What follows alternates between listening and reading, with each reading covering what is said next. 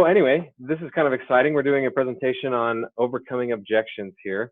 This is a big one. We actually had quite a few requests to talk about this. So I know sometimes when we talk about overcoming objections, all we think about is, you know, when someone says this, what do I say? When someone says this, what do I say? When someone says this, what do I say? And we would definitely talk a little bit about that.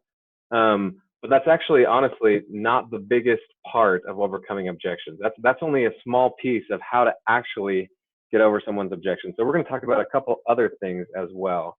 So here's kind of the topics we're going to be covering today. So the first thing we're going to talk about is kind of a mindset piece. Objections equals good. It says in there. We're going to talk about that a little bit. And then we're also going to talk about some clarifying questions. We're going to talk about feel, felt, found. And then at the end, we're going to talk about common objection handlers. So I know that the biggest objection that everyone's getting is the price objection. Maybe not everybody's in that boat, but almost all across the board, that's what we hear the most. You know, I can't afford it, or it's too expensive, or I need to save up, or whatever that is. That's the biggest one we hear. So we're going to talk about that the most at the end. But there's also some other ones that we're going to throw in there as well. So, excuse me. So the first part, the mindset piece. So objections equals good. So the first part about this, to understanding, I guess, what we're talking about is what, and this is a question I'm posing to you guys, so answer here in the chat box, but what is an objection? What do you guys think an objection is? How would you define the term?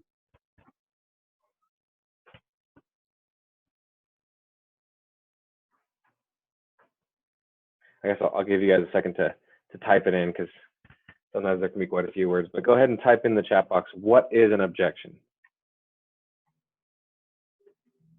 No, sorry, I should clarify. Not what is an example of an objection, but what does an objection mean? Like define the word objection. What is that? Concern, yeah, okay. Shane and Christy said a concern. Okay.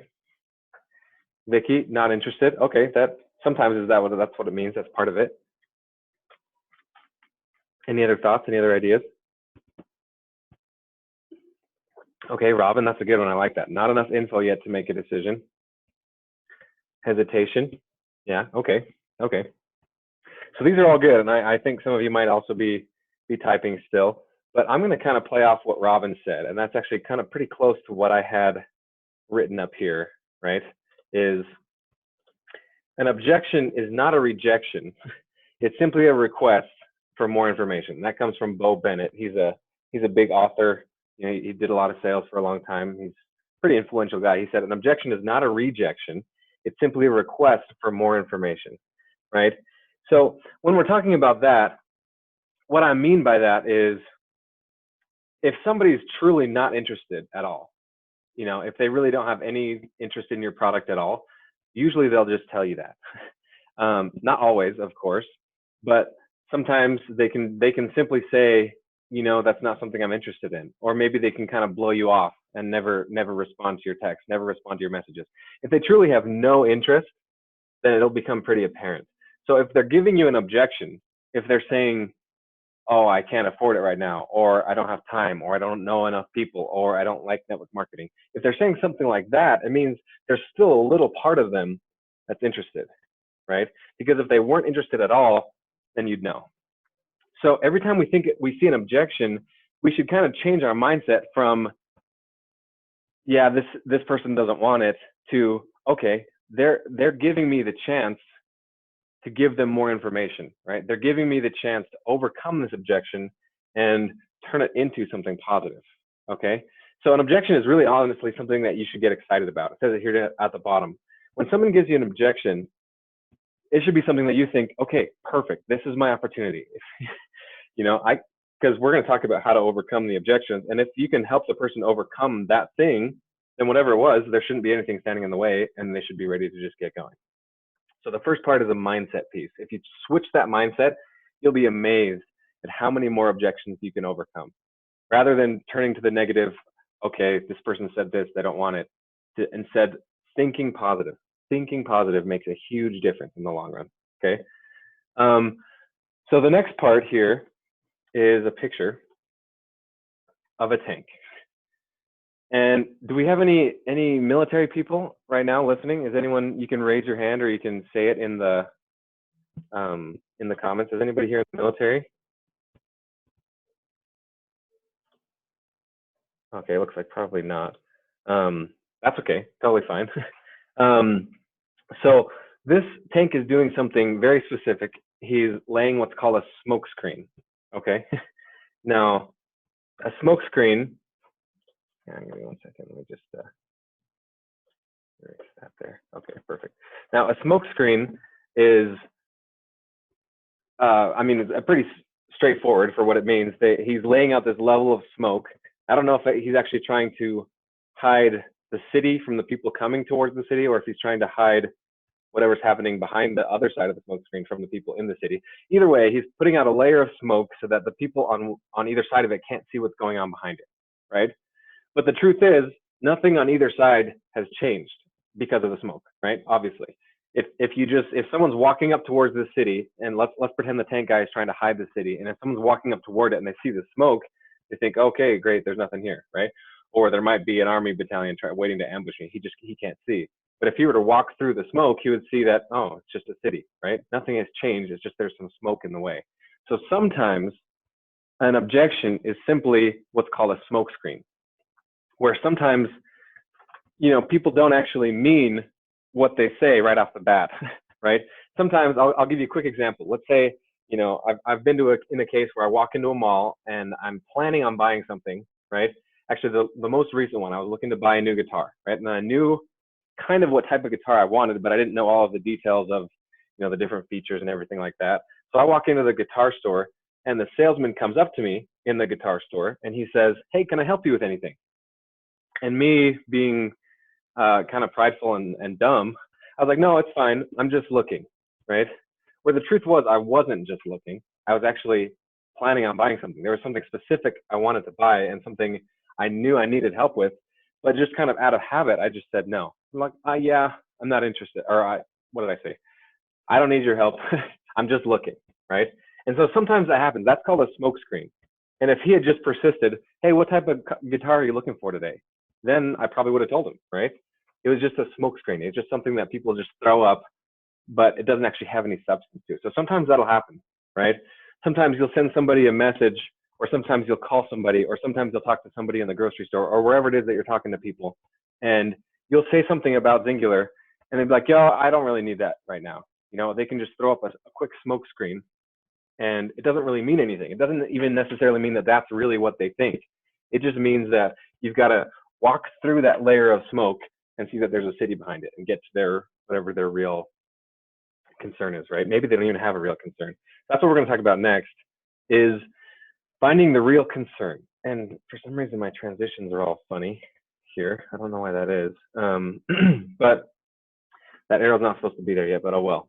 So this iceberg is a representation of people's objections, okay?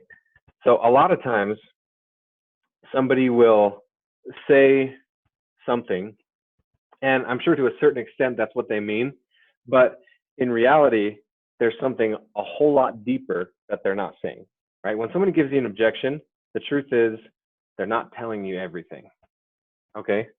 So the top part is the part that they say. If they say, I can't afford it, that's the top piece, right? But all underneath, there's so many more things I could be thinking, right?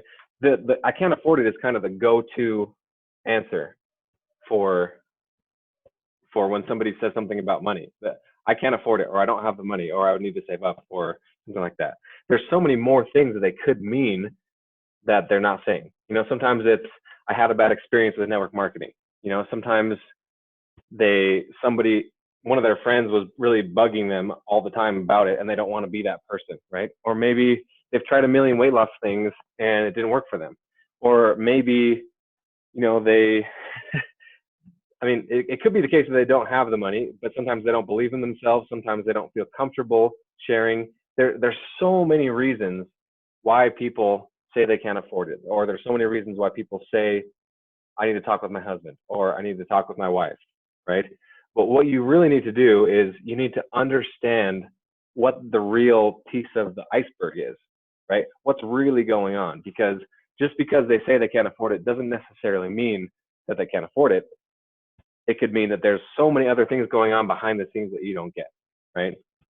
So the only way to understand, there's only one way to understand what's really going on behind the scenes, and that is to ask, right? That's the only way. The only way to know what they're really thinking, what they're really feeling, is to just simply ask them, okay? So that's when it comes to clarifying questions, okay? So I'm going to give you some examples of some clarifying questions, but this is mostly just to uncover what the iceberg is, what the real objection is, right? More often than not, they can afford it, but that's just the easiest thing to say instead of explaining their whole life story about their friend who they didn't like who was doing network marketing, right? So here's a quick question. So I can't afford it. Let's say that's what they say. I can't afford it, or I don't like the price, or it's too expensive for me, right? A simple clarifying question to find out if this is their real objection is this one right here. Okay, well, if it weren't for the price, would you be ready to get started today? Maybe not in that tone of voice. So if it weren't for the price, I mean, would you be ready to get started today? That's a simple clarifying question, okay? And there's two things that could happen, right? If they say, yes, absolutely. If you say, if it weren't for the price, would you be ready to get started? And they say, of course, yeah. The only thing holding me back is the money. I really like it. Sounds like a great idea, but I can't do it right now because of the money. If that happens, then you know, okay, that's the real objection. You know, I've gotten through to the bottom of the iceberg. That's really the problem, right? But if you were to ask a question like that and they were to say basically anything else besides an emphatic yes, then that means that there's something else that's deeper, okay? If you say, if it weren't for the price, would you be ready to get started? And they say, well, I mean, I don't know. I would just need to talk to my husband, or I would need to talk to my wife. Then that means that there's something else deeper. There's something else underneath, and you have to ask some more clarifying questions to uncover that, okay? So let's talk about that one. If they say, I need to think about it, right? You can ask something simple like, okay, well, that's totally fine. I completely understand that. What part of it are you wanting to think about, if you don't mind me asking? You know, what specifically would you want to talk about with your husband? What specifically would you want to talk about with your wife? It's a simple clarifying question that if you never ask it, you're never going to understand what is the bottom of their iceberg. You're only going to ever scratch that surface of their iceberg, right? So yeah, that's totally fine. You can definitely go home and talk with your husband. What would you want to talk about? What part of it would you want to be thinking about? Then you can kind of uncover what is really going on, right? Just another quick example. If someone says, you know, I don't like network marketing, or I don't like MLMs, or I don't like pyramid schemes, or whatever, right? Then you simply say, cool. Well, I mean, it sounds like there's maybe an experience you've already had. You know, maybe there's a story here. Would you mind sharing that with me? What happened? You know, what about that experience made you not want to give network marketing a shot, right? That's a great clarifying question, because if you don't ever ask it, if they say, yeah, I don't think I want to do this, I don't really like network marketing, and you just say, oh, darn, and you're just defeated about it, then you're right. Then they're done. They'll probably not sign up. But if you can uncover what's going on underneath, then you're a lot better off. You're a lot closer to figuring out what's actually going on. So the next part here is called feel, felt, found. So the thing about Xyngular, and I'm sure all of you know this already, the thing about Xyngular is that it's all about relationships. It's all about people, right? This is a people business. It's all about changing lives for the better, right? And you all know that. So one of the best ways to overcome somebody's objection is to help them know that you see them as a person, right? So sometimes we kind of get caught up in, they say this, what do I say? What's the best script? What's the best way to overcome this objection specifically? And that is helpful, but more important than that, you know, if we've kind of understood the concept that I was talking about a second ago about uncovering their real objection, more importantly is helping them feel like you see them as a person, that their objection is okay. You know, they're not lame or stupid or dumb for not being able to afford it, or having questions, or wanting to ask their doctor, right? They want to feel important, and they want to feel heard. So the first part of this is feel. And Robin, yeah, awesome. The 3 F's, exactly. So the feel part is that you understand what they're going through. You know, you validate their feelings. Let them know that they're not the only one that feels that way. You know, if someone says, I honestly can't afford it right now, then you don't want to come at them and say, come on, you can afford it. It's not expensive. You can, $500, you can find that from anywhere.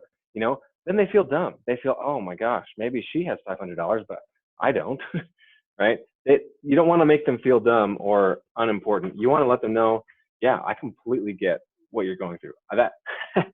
I completely understand. Sometimes this can be tough. Sometimes that feels like a lot of money, for sure.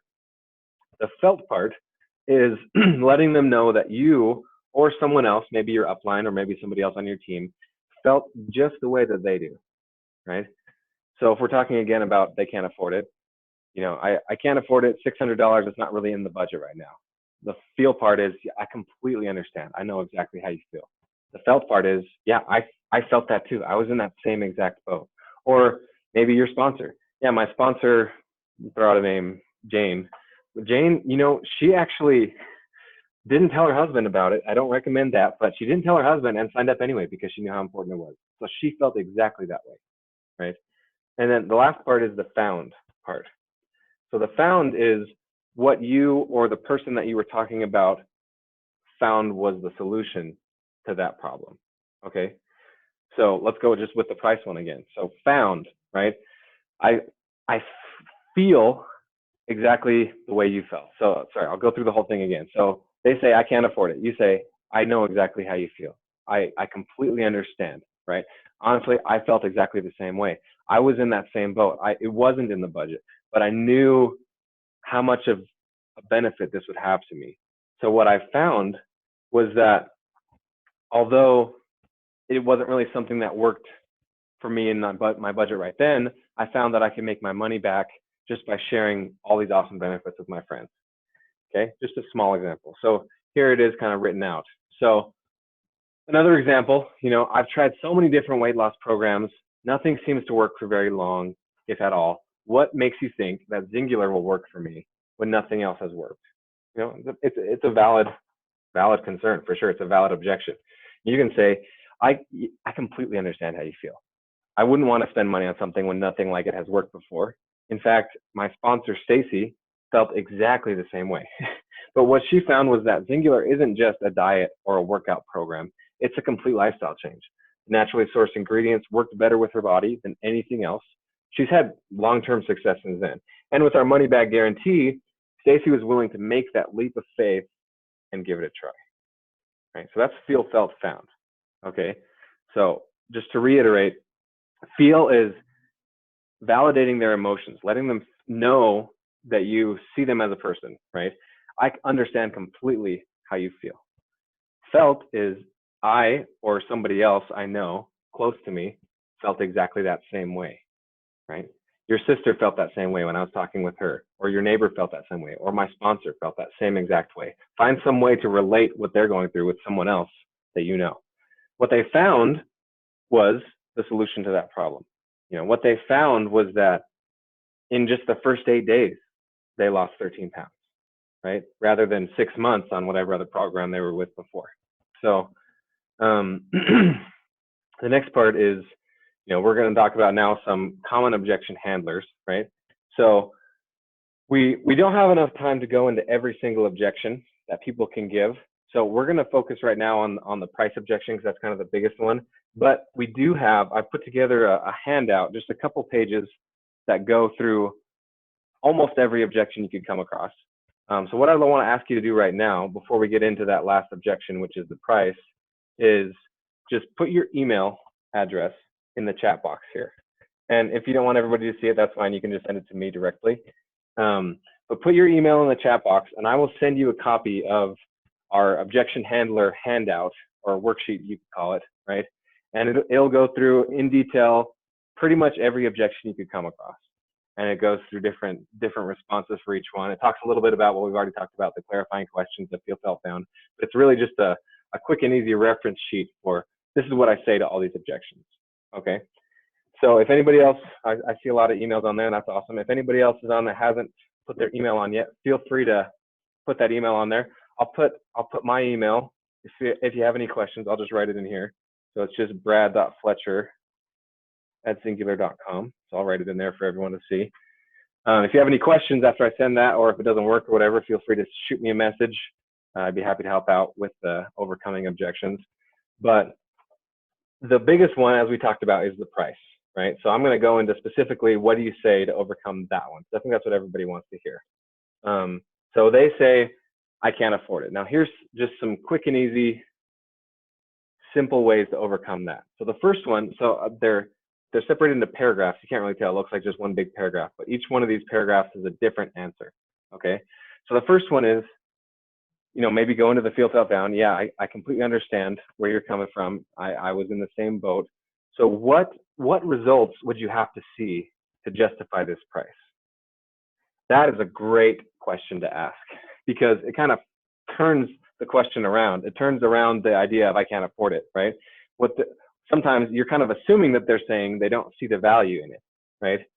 But what you're saying in response is, okay, so what value would you need to get for this price to make sense? So that's a great way to ask, to overcome the can't afford it objection. The next one, I can't afford it right now. Well, okay. I mean, is there anything you're actively doing in your life to change that situation? Usually the answer is going to be no, right? Are you doing anything to change the fact that you couldn't afford something that you know is beneficial? Usually they'll say no. So if I could show you how Xyngular can help you change that situation for you and your family, then would you be ready to get started today? Right? That's another way to kind of turn it around. Look, I know you can't afford it. Makes perfect sense. And I can show you a way that you can change that. That next time something comes along that you know is important and beneficial, you don't have to say that you can't afford it. I can change that for you and your family. The next question is price the most important thing to you? This is a great way. This is different from the clarifying question we talked about before. These are all after we've already discovered that this is their real objection, right? We're already into the bottom part of that iceberg, right? So is price the most important thing to you? Like I said, if they answer yes, it says right here, breaks it down. If they answer yes, then okay, fine. Price is the most important thing. In that case, we have products for every budget. What's your budget? We'll find a set of products that'll work for you, right? Because if price is literally the most important thing to them, they're going to live in a really small house, right? They'll wear probably old clothes that are really cheap. They will drive, I don't know what, a Ford Pinto. If price is really the most important thing, then it'll be evident, but just honestly by looking at them, because everything they have will be the cheapest thing possible if price is the most important thing. So if price really is the most important thing, okay, fine. Yeah, we'll get you some cheaper products. We'll get you started. If it's not the most important thing, which is usually the case, then you got to build up the value of the products, right? Show them that their health, their energy, their stamina, their relationships with their family members, their sense of self-esteem, all of those things are more important than the cost of the kit, right? So you got to build up that value. Plus, it says right there, they'll probably end up saving money if they build up the discipline to cut out those unhealthy diet items, right? Sleeping pills, fast food, energy drinks, sometimes even prescriptions. I've heard of some people not needing those later. So a couple other ideas on how to overcome that objection. So someone says, I can't afford it. You can say something like, okay, well, think about this scenario. If your doctor were to prescribe you a pill and guarantee that you'd get the results you want from that pill, I mean, wouldn't you go fill that prescription in a heartbeat? If you were to say, I have chronic migraines, and your doctor were to say, perfect, I know exactly the thing. Take this pill, go pick it up at Target or Walmart or CVS pharmacy or whatever. Go pick it up. It'll cure that in an instant. You can't tell me that you wouldn't go fill that prescription right away, right? So with Xyngular, we guarantee those same results. And we guarantee your results, or else we'll give you your money back 100%. But it's better than any prescription because it's much cheaper over time. The products are all naturally sourced. You can earn your products for free and build your business and so much more. So kind of play that scenario for them. If the doctor were to prescribe it to you, of course you'd go fill the prescription. So how much more with this much better opportunity, right? A couple other ideas, our product lineup is honestly designed to work with any budget. Let's determine your most pressing needs. Start there. We can build on that in the future. The last one is our products work. Honestly, we guarantee it. So once you started to see results, all you need to do is share your results with any people you care about, and you can start getting your products for free right away. Okay. one of the things about this objection is, we're going to do just a couple more things. So I guess just a quick reminder there. So if you haven't put your email, I'll send you an email with that handout. But one of the things to remember about this objection is that it's honestly the most common one we hear all the time, and there's no reason to be afraid of it. You know, this is somebody asking for more information. If you can overcome this hurdle, then they're ready to go. This isn't somebody saying no, right? So you got to clarify, make sure it's their real objection, and then once you've done that, it's a perfect opportunity to introduce the opportunity, right? It's an opportunity for the opportunity. So you can talk about how they can earn their money back. And that's not the only way to go about it. We've talked about some other ideas. But so for those who put their email, I will send you that sheet that we talked about that goes into, you know, if people can't afford it, give some more ideas for that. Talks about if somebody had a bad experience with network marketing. You know, these are just some examples of what's on that sheet. So, you know, I don't have time, need to talk to my doctor. Is this a pyramid scheme? I'm not a salesman. I'll wait to see how you do on the products first. There's a couple other ideas in there as well. These are some of the big ones that everybody hears. So it goes into that on that handout. And again, if you have any questions, feel free to ask me, email me back, you know, send me a Facebook message, whatever. You can also ask Ty. He's a great resource for that. And we can help you overcome these objections. But the big thing, so I'm going to close here in about 30 seconds because that's pretty much all of the information that we've got to go through. But if there's one key takeaway that you can take from this webinar, it's that objections are not a bad thing. Objections are a good thing.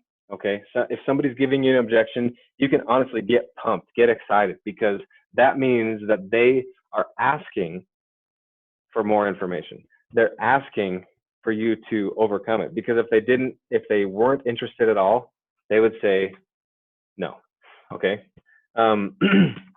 So thanks everybody for coming. I honestly, it's gonna kick me off. I put it on a specific time. It's gonna kick me off here. So if we get kicked off, I apologize. But thanks everybody. I've appreciated this, you know, 30 minutes you're able to take. I'll put a recorded copy on Facebook. And if you have any questions, shoot me a text. And yeah, again, thank you. Good night. Feel free to comment on the Facebook video after we post it if you have any questions. And yeah, we'll go from there. Good luck, everybody. Good luck overcoming your objections.